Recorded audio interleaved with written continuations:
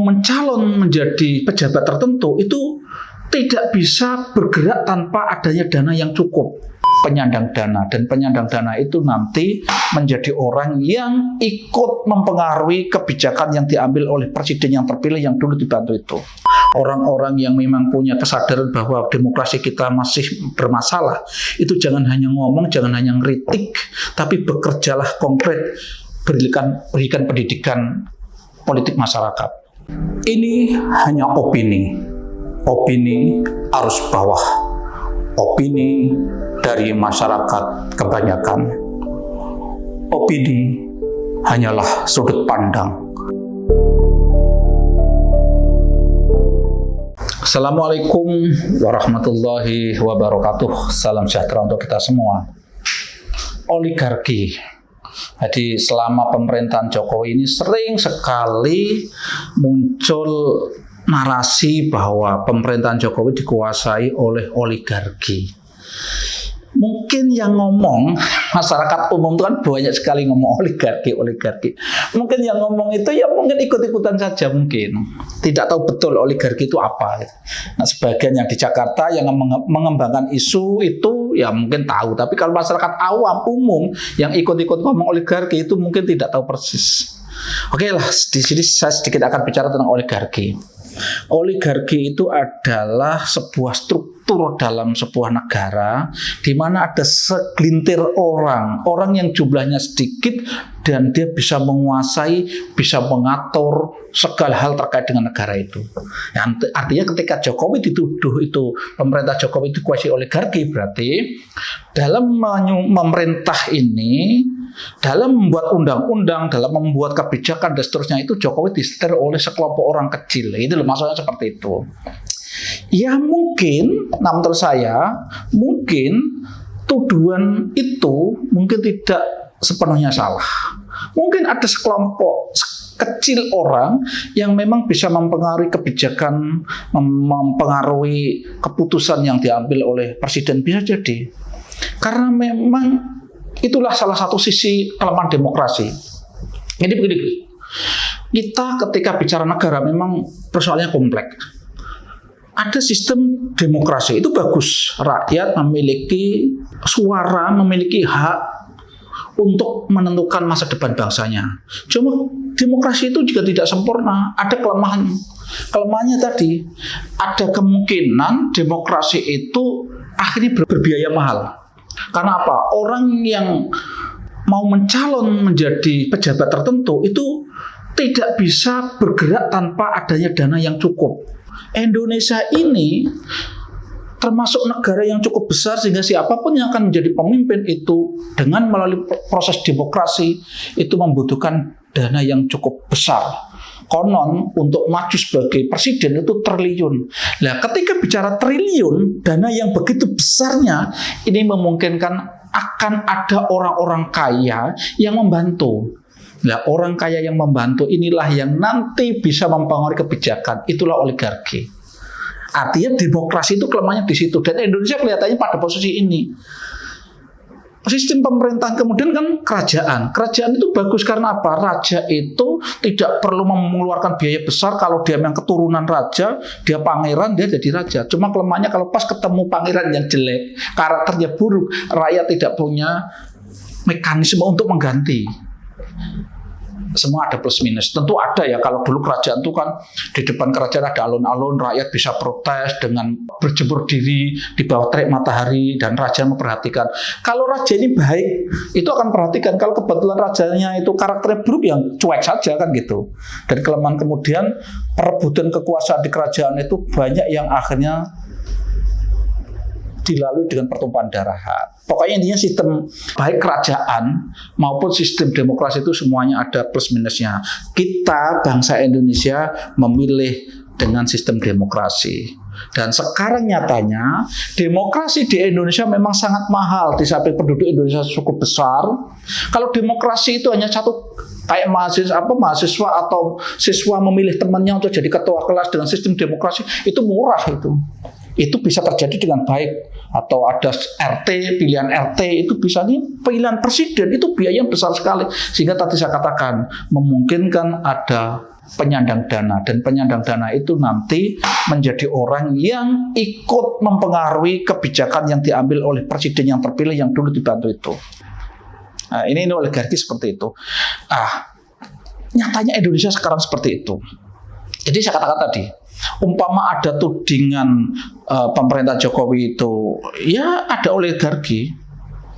Saya selalu mengatakan bahwa Jokowi selama memerintah itu sudah cukup bagus. Tapi mungkin tidak sempurna.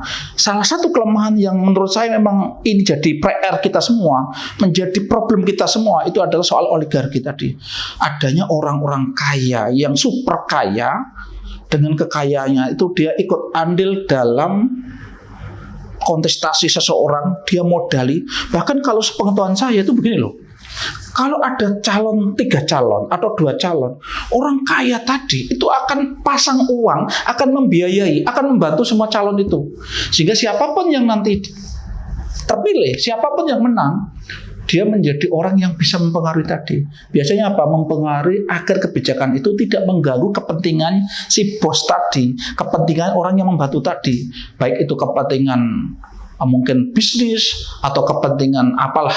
Mungkin banyak kepentingan. Tapi intinya memang saat ini di Indonesia itu menurut saya sisi kelemahan demokrasi kita saat ini yang perlu kita pikirkan, perlu kita ke depan kita upayakan agar tidak terjadi lagi adalah yaitu hilangnya oligarki tadi. Cuma pertanyaannya begini, ketika saat ini Jokowi itu banyak diserang di sisi kelemahan itu, dan seakan-akan menafikan prestasi yang lain gitu ya. Kan orang yang nggak suka itu kan biasa begitu itu kan dalam politik, selalu menyoroti, memblow up hal kelemahan, sama sekali menutupi, menafikan prestasi. Ada tidak fairnya begitu, dan kecenderungan begitu dalam demokrasi. Itu seperti itu, maksudnya itu ya tidak sehat. Demokrasi yang sehat itu sebenarnya ya kita fair, ada prestasi, ada kelemahan, itu kita buka bersama-sama sehingga prestasinya kita dukung, kita support agar terus lebih baik lagi, yang kekurangannya bareng-bareng dipecahkan. Nah di Indonesia itu memang kecenderungannya itu, yang titik kelemahannya itu dibesar-besarkan, yang prestasinya tidak diakui. Kita fair lah bahwa, saya mencoba fair bahwa prestasi Jokowi itu lumayan banyak, dia punya niat baik juga menurut saya selama memimpin, tapi memang tadi ada kelemahan, ada satu titik yang menurut saya masih menjadi masalah adalah oligarki tadi. Nah sekarang pertanyaan begini, ketika Jokowi itu diserang seperti itu, tentu orang yang nyerang, yang saat ini seakan-akan menggembar-gemborkan bahwa ke depan lebih baik, itu kan salah satunya seakan-akan bahwa kalau saat ini adalah kelemahan Jokowi itu adalah adanya ikut campurnya oligarki, tentu yang menjanjikan lebih baik itu harusnya kan menjanjikan ke depan tidak ada pengaruh oligarki. Sekarang pertanyaannya, mungkin tidak pemerintah mendatang ini, seandainya yang menang Anies, seandainya Anies itu yang selama ini menggembar-gemborkan perubahan itu menang, itu bisa nggak kira-kira terlepas dari kepentingan oligarki? Untuk saat ini menurut saya sulit. Siapapun yang jadi tetap akan tidak lepas dari itu. Karena begini loh, sekarang di Indonesia saja partai-partai yang ada ini adalah partai-partai yang para cukong. Partai-partai yang ada itu kan sebagian besar partai dibiayai oleh pribadi. Coba bayangkan kayak Nasdem yang sekarang mengusung Anies, ini kan partai ini dibiayai oleh Surya Paloh. Lah Pak Surya Paloh nanti tidak akan jadi oligarki yang menyetir Anies. Kemudian Gerindra yang besar itu kan dibiayai Prabowo. Mengapa Prabowo tidak terusik sama sekali? Nggak ada yang berani mengkritik Prabowo di internal Gerindra, karena yang biayai partai itu ya Prabowo. Yang punya dana besar kan Prabowo dan keluarganya. Perindo yang sekarang ini juga bergabung dengan PDIP untuk mendukung Ganjar. Perindo itu kan partai itu dibiayai oleh Haritanu. Ya kayak partai-partai pribadi. Demokrat itu kan partai itu dibiayai oleh SBY. Nah, partai-partai di Indonesia itu saat ini sebagian pemiliknya adalah orang-orang yang memang punya duit, dan dari duitnya itu dia mendirikan partai. Ini beda dengan beberapa tahun yang lalu ya, bahwa partai itu terjadi karena sekumpulan orang punya ide tertentu, punya prinsip tertentu, punya akidah tertentu, punya prinsip tertentu mendirikan partai. Sehingga dulu kayak ada partai Masyumi, ada partai NU, ada partai PKI, itu didasari ideologi, bukan karena ada orang kaya yang ingin punya mesin politik dengan mendirikan partai. Lah saat ini partai yang ada saat ini itu rata-rata adalah partai yang dibiayai oleh perseorangan, partai yang memang indikasinya adalah partai keluarga. Nah, kalau situasi partinya seperti ini, maka saya katakan tadi, siapapun yang nanti terpilih itu masih kesulitan untuk lepas dari yang namanya oligarki tadi, yang namanya beberapa orang bisa mempengaruhi kebijakan presiden. Ya, itu masalah yang harus dipecahkan. Saya sendiri meskipun menggelisahkan, saya sendiri termasuk orang yang tidak suka dengan itu. Sampai sekarang ya masih kesulitan merumuskan bagaimana ya oligarki itu dihilangkan dari sistem demokrasi yang saat ini kita anut, yang saat ini sedang kita jalankan. Nggak gampang. Sekarang orang mau nyalon bupati aja modalnya puluhan miliar. Mungkin 100 miliar ada. Orang mau nyalon DPRD saja itu harus bermodal besar.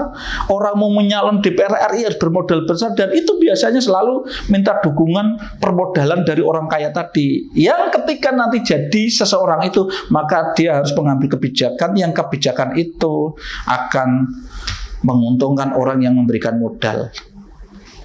Maka dari itu menurut saya, di tengah-tengah kepelikan yang luar biasa, di tengah problem yang sangat sulit dipecahkan tadi, nah menurut saya paling tidaklah satu, menurut saya rakyat itu harus melek politik.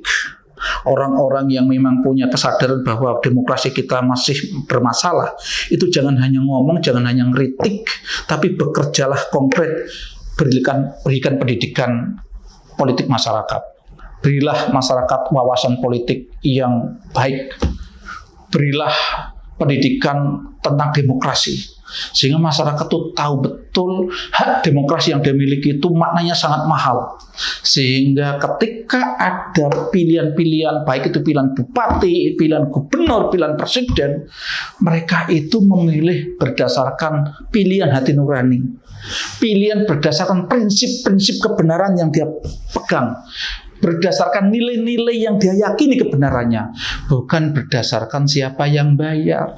Repotnya sekarang ini kan slogannya itu kan memilih siapa yang bayar, kan repot.